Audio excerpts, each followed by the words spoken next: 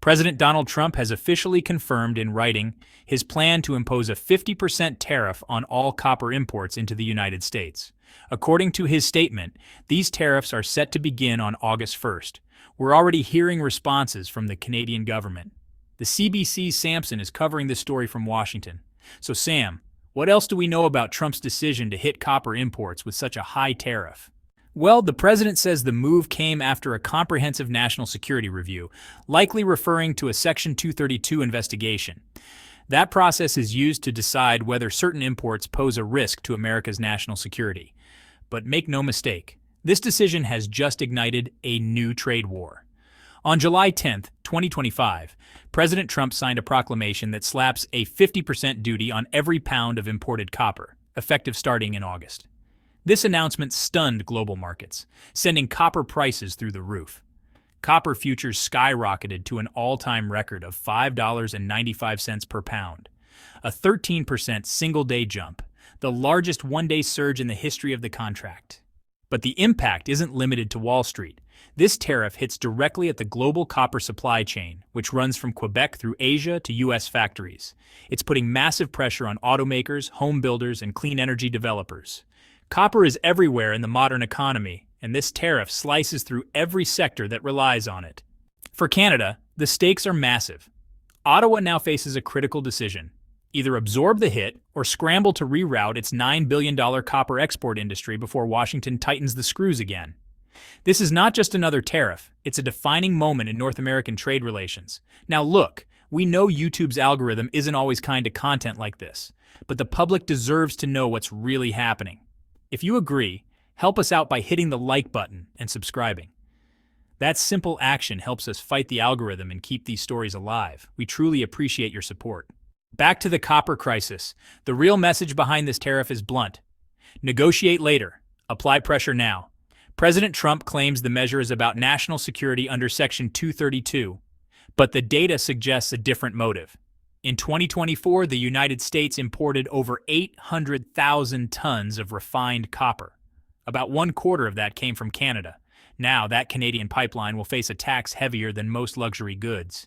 The immediate market reaction was historic. Copper futures on the COMEX exchange exploded past $12,300 per metric ton. The price gap between New York and London ballooned to $1,600 per ton, opening a rare opportunity for arbitrage. In New Orleans, warehouses saw a 40% surge in copper shipments. At the same time, cathode stockpiles drained from the London Metal Exchange as traders rushed to cash in. On the ground, manufacturers are scrambling. For example, electric vehicles require up to 80 kilograms of copper per car. Even a 5-cent increase per pound means an extra $90 in material costs per vehicle. Since copper prices jumped nearly a full dollar since July 8th, companies like Ford and Tesla are now facing millions of dollars in new monthly expenses. In fact, Ford has already informed suppliers that these extra costs will be passed along in August invoices. And it's not just the auto industry. High-voltage power lines use about 5 tons of copper per mile. Grid upgrade projects launched under the Biden administration are now facing unexpected budget gaps. Utilities are reviewing construction timelines, and in some cases, they're even considering emergency rate hikes to cover the extra costs. The aerospace industry is also bracing for major cost increases. A single commercial aircraft contains over 250 kilometers of copper wiring. For companies like Boeing and Bombardier, even a small bump in copper prices can mean multi-million-dollar swings in production costs. With defense contracts already under strain from cost overruns, this tariff adds a fresh layer of risk to the military supply chain. And then there's renewable energy. Wind turbines use more than 4 tons of copper each, while solar installations depend heavily on copper wiring for both efficiency and safety. With climate infrastructure projects ramping up to meet net zero targets, these extra copper costs could cause serious delays and slow down green energy investments. Industry leaders are warning that the economics of renewable energy are narrowing fast. At the consumer level, the impacts are very real. According to Cox Automotive, the tariff will add about $6,000 to the price of a Canadian-made car. A full 50% duty pushes that extra cost into 5-figure territory. At the same time, housing groups report that combined metal tariffs and lumber restrictions have already added $22,000 to the price of a new home. This isn't theory, it's happening right now.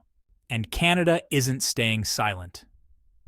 Prime Minister Mark Carney has pledged to defend Canadian industries using every tool available, both diplomatic and legal. But Ottawa isn't just waiting for the World Trade Organization to step in. The private sector is already acting. One of Canada's biggest mining companies, Teck Resources, has triggered emergency plans to reroute copper exports away from the United States and toward Asian markets instead. Canada is now quietly shifting the way it sells its finished metals. Instead of relying on traditional buyers like the United States, Canada has started hedging finished metal on the Shanghai Futures Exchange, essentially bypassing American demand altogether. This isn't just a financial move. It's a strategic shift in trade policy, and it's happening in real time. Behind the scenes, provincial officials in Quebec are actively negotiating with new buyers in Lima, Peru, and Santiago, Chile. They're trying to lock in contracts and secure long-term deals that won't depend on the United States market. To make things even easier for exporters, Canada is waiving export permit fees. This is a calculated move to keep miners working, maintain production, and prevent possible labor unrest, which could trigger strikes or protests. What we're watching is the construction of a parallel trade route, and it's happening faster than anyone expected. With less than 2 weeks remaining before the deadline to lift existing tariffs on steel and aluminum, U.S. President Donald Trump dropped another bombshell announcement. "Today we're doing copper," he said. "We're going to set the copper tariff at 50%. This wasn't just talk. The U.S. government officially declared a 50% tariff on copper imports, aiming to reduce dependency on foreign suppliers and boost local copper production. But the financial markets reacted immediately. Copper prices shot up over 13% in a single day, marking the biggest one-day increase since 1989. This matters because the United States imports nearly half of its copper supply, and most of it comes from 3 places: Chile, Canada, and Peru.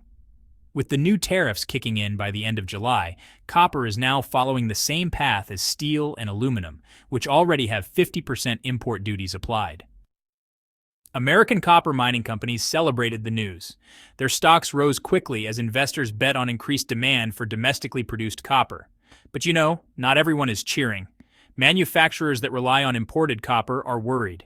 These new tariffs also apply to finished copper products, meaning companies could face much higher production costs for electronics, vehicles, construction materials, and infrastructure projects. Meanwhile, Canada is redirecting its copper exports toward Asia.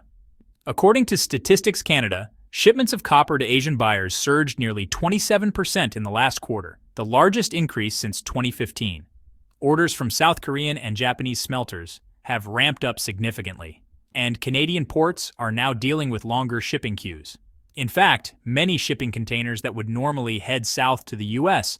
are now being rerouted through Vancouver and Prince Rupert, destined for Asia. Interestingly, Canada tried to prevent this escalation. Ottawa canceled its planned digital services tax, a tax aimed at major tech companies, in a last-minute effort to ease tensions with Washington. But, the White House responded just days later by slapping the 50% copper tariff on anyway. And the story might not end with copper. Trade insiders warn that pharmaceutical products could be next on the list, with rumors of a 200% tariff looming if a deal isn't reached by July 22nd. That could send shockwaves through the healthcare and medical industries, which depend on cross-border supply chains. Let's not forget, Canada is the United States' second largest supplier of refined copper. The process usually starts in British Columbia, where copper is mined. From there, it's shipped to smelters in Japan, China, or South Korea, refined into cathodes, and then sent back to the United States for manufacturing. This system has existed for decades. But now with new tariffs in place, the entire supply chain is being disrupted. Financial analysts are already running worst-case scenarios. According to UBS, if the premium between United States copper prices and global copper prices stays above $1,000 per ton until September, American manufacturers could end up paying an extra $4.2 billion just this quarter. That's enough to shave half a point off the United States GDP, a serious blow to the economy. But the clock is ticking. On July 22nd, Canada is preparing to unleash its own countermeasures. Ottawa has a list of 125 billion Canadian dollars worth of U.S. imports ready for retaliatory tariffs. If these are implemented, experts say American exporters could face a 4% loss in all cross-border sales, causing further pain for U.S. businesses. We're already seeing trade flows shift. Statistics Canada reported that in March, Canada's exports to non-US buyers rose by almost 25%, while shipments to the US fell by more than 6%. This is the widest trade gap between Canada and the US in nearly a decade. Public opinion in Canada is changing too. A street poll in Montreal, captured by Global News, revealed that many Canadians are calling for a boycott of American goods, a sentiment that echoes the 2018 metals trade war, when similar tariffs were first introduced. The Canadian business community is speaking out as well.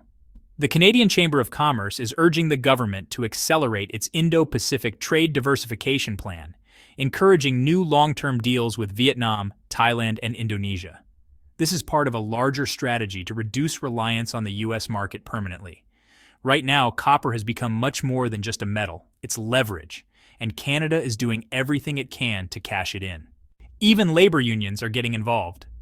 Unifor, Canada's largest private sector union, is pushing Parliament to create job protection programs and emergency aid funds for workers in mining and refining industries. They fear that if this trade shift becomes permanent, thousands of jobs could disappear for good unless Ottawa acts quickly. Meanwhile, on the U.S. side, manufacturers are scrambling for tariff exemptions. Over 200 petitions have been filed with the U.S. Department of Commerce asking for waivers on copper used in medical devices, the electric grid, and transportation infrastructure. But the system is overwhelmed. Trade lawyers say it could take months for these petitions to be processed, and by then the damage to the economy might already be done. At this point, it's no longer just about copper. This is about how a single tariff can create ripple effects across entire industries and economies, from auto dealerships to construction companies, from factory floors to international diplomacy. The real question is, will North America adapt its trade systems to meet the new reality, or will it tear them apart, commodity by commodity? The next 10 days will be critical. Will Washington back down to avoid more inflation, shortages, and supply chain chaos? Or will the U.S. government double down, hoping that voters are willing to pay higher prices in the name of national security? We want to know what you think. Let us know in the comments below. And hey, don't forget to subscribe to Autone and turn on notifications so you never miss our latest updates on the global economy and political developments.